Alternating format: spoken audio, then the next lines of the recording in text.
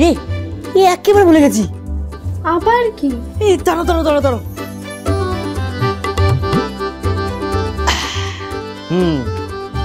এবার ঠিক আছে না? আপনি তরোয়ালটা নিয়ে ছবি তুলবেন বুঝি? হ্যাঁ, এই তরোয়াল নিয়ে না ছবি তুললে আমাকে রাজা রাজা দেখতে লাগবে নাকি? হ্যাঁ, পৃথ্বীরাজ, চেনা বামুনের পইতে লাগেন। যে মহারাজ তাকে সব সময় তরোয়াল নিয়ে ঘুরতে হবে এমন নয়। যে মহারাজ তাকে লোকে এমনি মহারাজ বলে মানবে। আর এই সাহেবী পোশাকের সাথে তরোয়াল মানায় না। মানায় না? লেগে দেবে বলছো? হ্যাঁ। বেশ,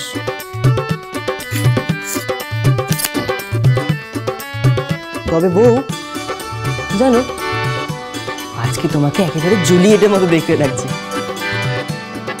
আমি তোমার জন্য একটা উপহার এনেছি। কি উপহার? আগে চোখ বন্ধ করো। কেন? আমি তোমাকে চোখ বন্ধ করতে বললেই তুমি চোখগুলো এরকম বড় বড় করে রাখো কেন বলো তো? হ্যাঁ, বেশ।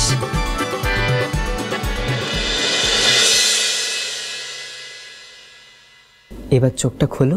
স্বপনে তোমারে দেখে আঁখি নাহি ফেরে, প্রিয় সখা বেঁধে রাখি মোর বাহু ডোরে।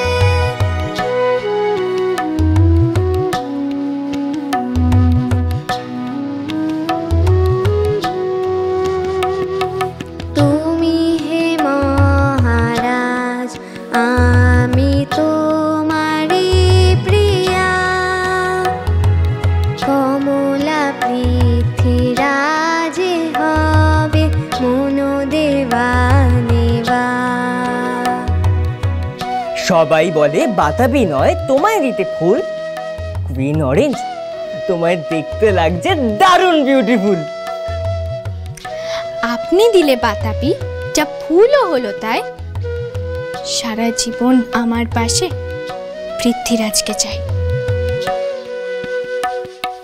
কতবার ভেবেছি আপনা ভুলিয়া, তোমার চরণে দিব হৃদয় খুলিয়া। অবমা, বাচ্চা, ও তোদের হলো নাকি? সব নিচে ডাকছে যে।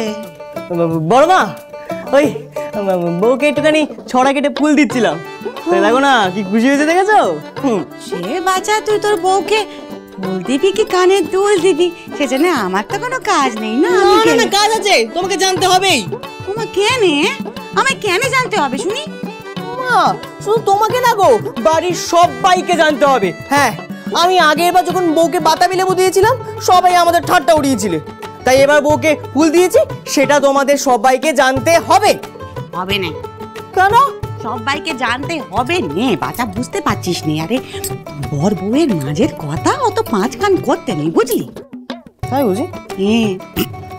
যাকে ওসব কথা বাদ দে, তোদের হলো, তোরা চল। হ্যাঁ, এই দেখো না বড় মা, আমি কোট প্যান্ট পরেছি আর বউ গাউন। ভালো লাগছে বৌমা। ও মা, কি মিষ্টি লাগছে আমার বৌমাকে। বড় মা, উনি জোর করলেন বলে এই গাউনটা পরলাম। বাড়ির সবাই আবার আমাকে বকবে না তো? আরে বাবা, তুমি এত ভয় পাচ্ছ কেন বলে দেখি? আমি তো আছি, তুমি এই ফুলখানা দাও, আমি তোমার খোপায় পেতে দিই। ঠিক আছে বাচ্চা, তোদের হলে আসিস। হ্যাঁ,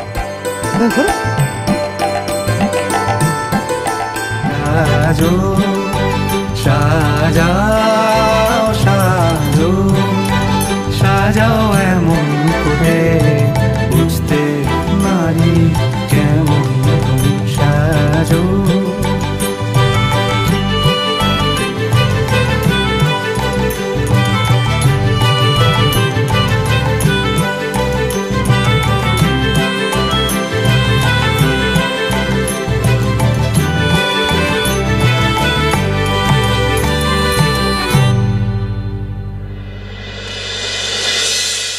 বর দুপুরে সবাইকে ডেকে পাঠালেন কেন বাবা?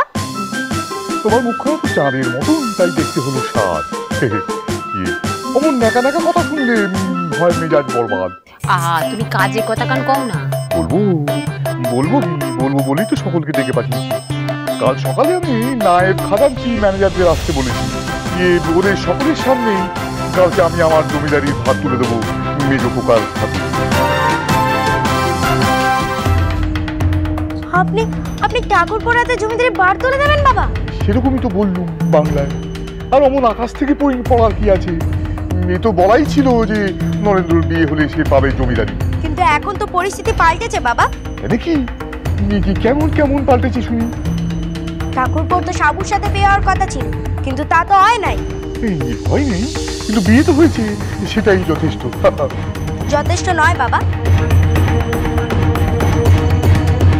এ বিয়ে তো আর 5টা বিয়ের মতো স্বাভাবিক নয়। আপনার মেজ ছেলে একজন বেদবাকে বিয়ে করেছে। আপনার মেজ ছেলের হাতে জমিদারি দিলে পরাশডাঙ্গার জমিদার গিন্নি হবে ওই বেদবা মেয়ে।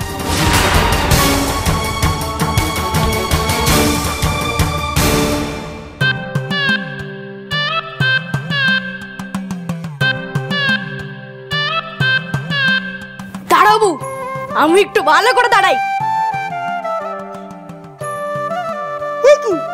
তুমি এখনো করে দাঁড়িয়ে আছো? আমাকে নকল করো, দেখো আমি কিভাবে দাঁড়াচ্ছি।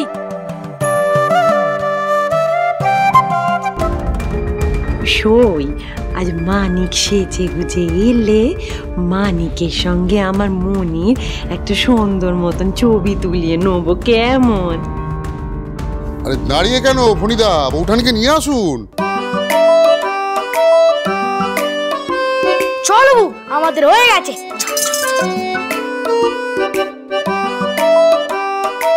নির্মল, এই ছবিটা কিন্তু খুব ভালো আসে চাই। হ্যাঁ, খুব ভালো। ঠিক আছে।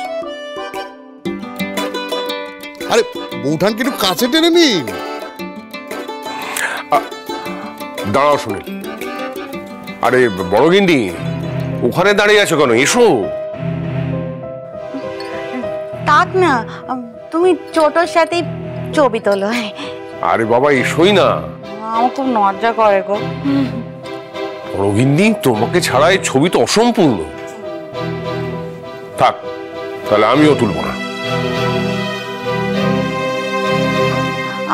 আচ্ছা ঠিক আছে, আমি আসছি তো।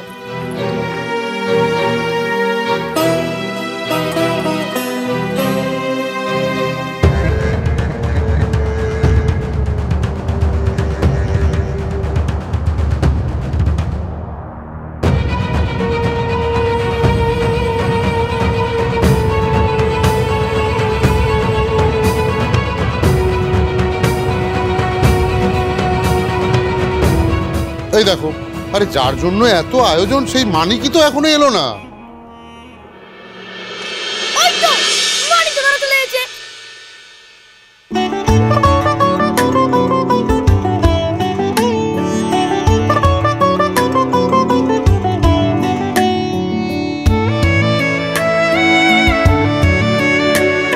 মানিকটা তো বোর দিকে দেখতে কি সুন্দর লাগছে। যা, এই কোট প্যান্টটাই বেআই মশাই মানিককে দিয়েছিল না?